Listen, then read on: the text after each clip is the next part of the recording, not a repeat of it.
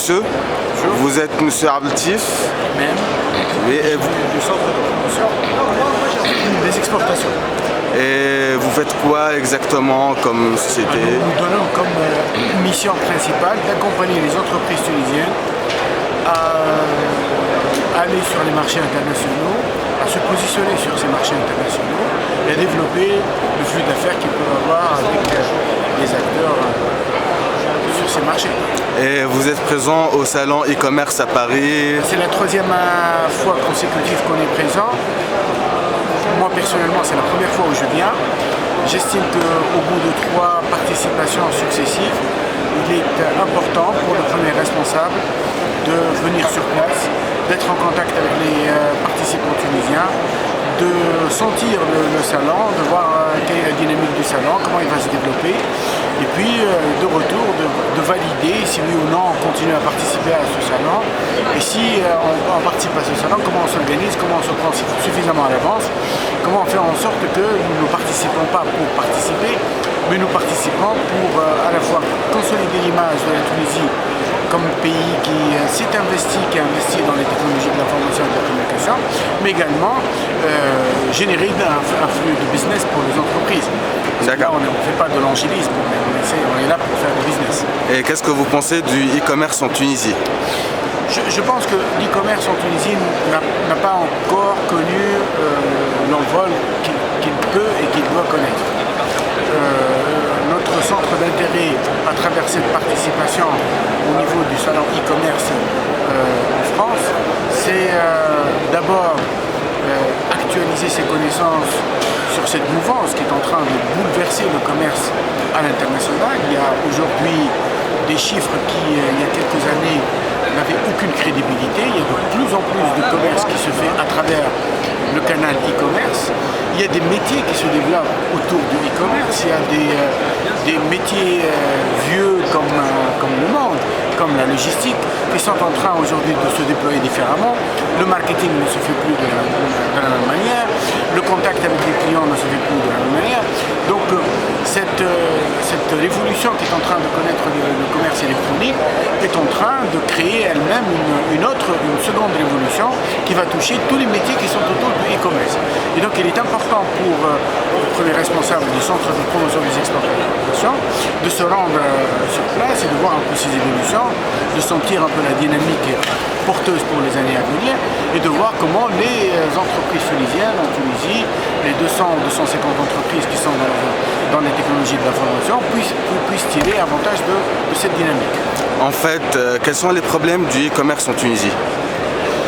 Vous savez, le principal, moi je souhaiterais parler en termes d'obstacles. Le principal obstacle est culturel.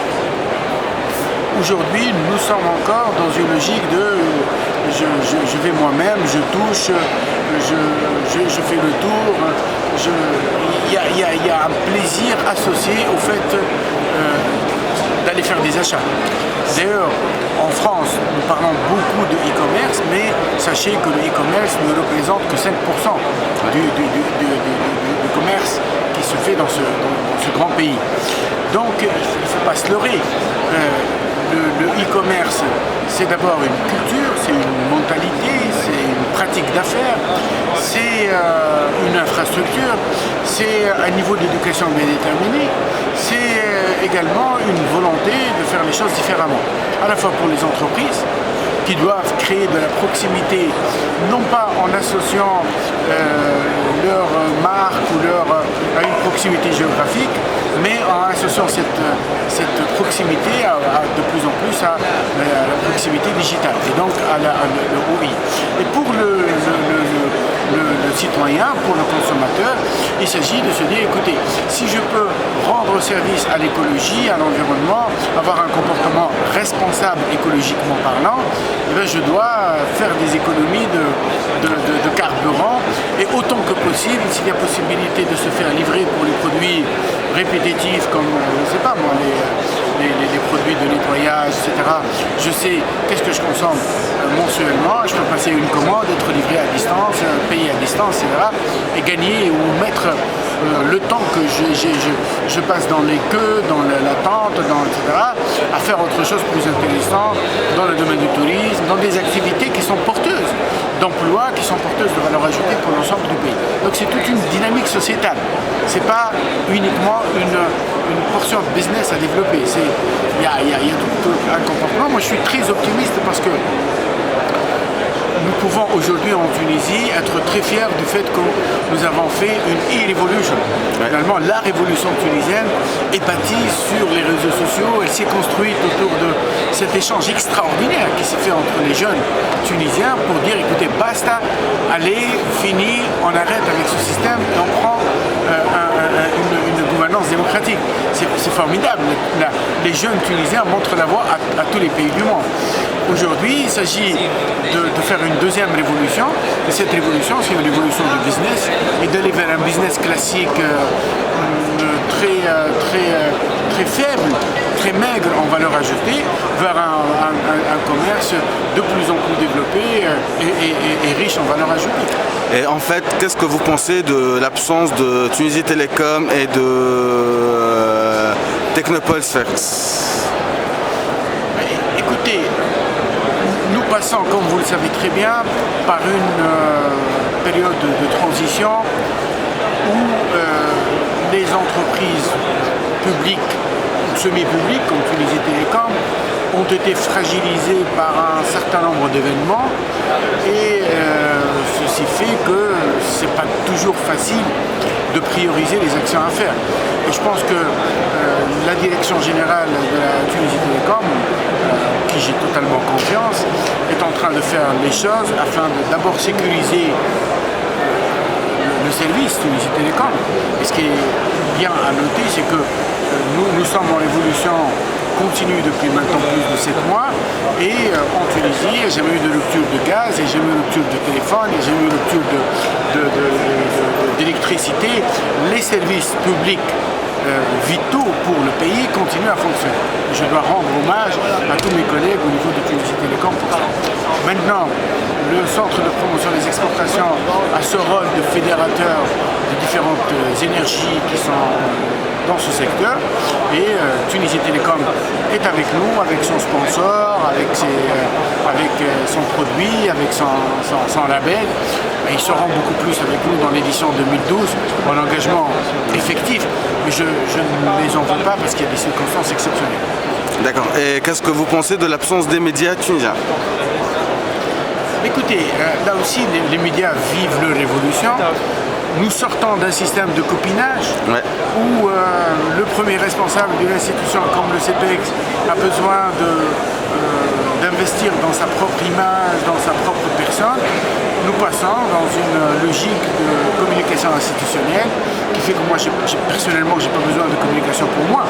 Je suis en train, comme vous le constatez, en train de faire de la communication à travers la présence, à travers le contact, à travers la réponse à des questions qui sont posées, tout à fait légitimes, pour donner de la visibilité à mon pays, à la Tunisie. C'est ça le plus important.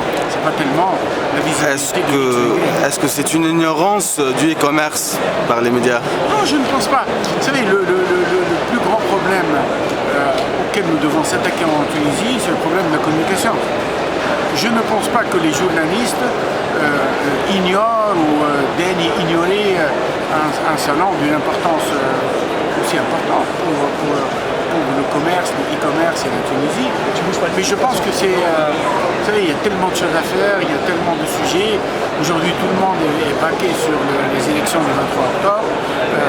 Il y a beaucoup de travail à faire là-dessus, il y a beaucoup de pratiques à développer, il y a beaucoup de professionnalisme à aller chercher dans les différentes niches du métier du journaliste. Un métier très noble pour lequel j'ai énormément de respect. Mais je pense que nous devons également nous interpeller nous-mêmes, nous poser des questions. Un salon, ça se prépare avant le salon, pendant le salon et après le salon. Est-ce que nous avons fait le nécessaire pour informer tous ceux qui doivent être informés? Peut-être pas. Nous devons nous améliorer nous aussi. Il ne suffit pas d'incriminer les autres ou de dire qu'ils n'ont pas fait leur travail, ils sont absents, ils ont négligé. Il y a également des questions à se poser sur nous. Et qu'est-ce que vous pensez du stand de la Tunisie dans ce salon? Écoutez, en comparant avec les autres.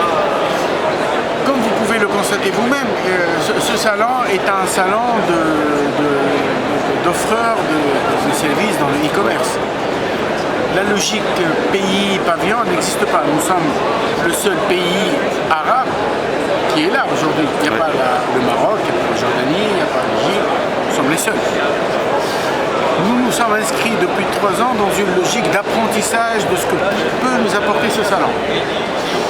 Et nous sommes à la 3e année, à la 3e participation consécutive.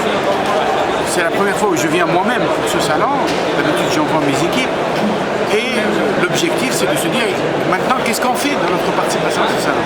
L'idée, c'est de dire, validons avec les entreprises tunisiennes que ce salon est important, inscrivons ce salon de façon durable dans notre action de promotion, essayons d'améliorer les différentes composantes de notre participation à ce salon, en passant par le recrutement des entreprises qui doivent y être, et puis, par la suite, essayons de travailler sur la communication, sur le contenu, de répondre à un certain nombre de questions. Est-ce qu'aujourd'hui, quand on est présent avec un label qui s'appelle Tunisia Export, est-ce que ça veut dire quelque chose pour les gens qui sont là?